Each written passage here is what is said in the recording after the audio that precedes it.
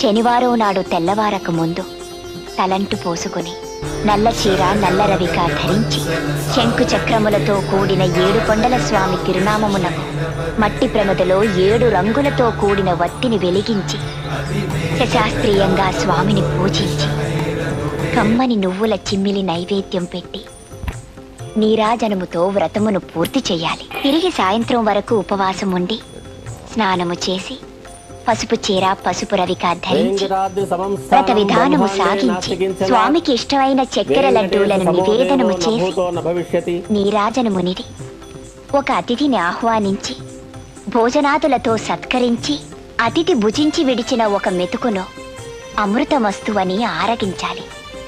అప్పటికి ఆనాటి శనివార వ్రతం పూర్తవుతుంది. ఈ విధంగా 7 శనివారములు వ్రతమును చేసినచో ఉద్దేశించిన సత్ఫలమును పొందగలరు.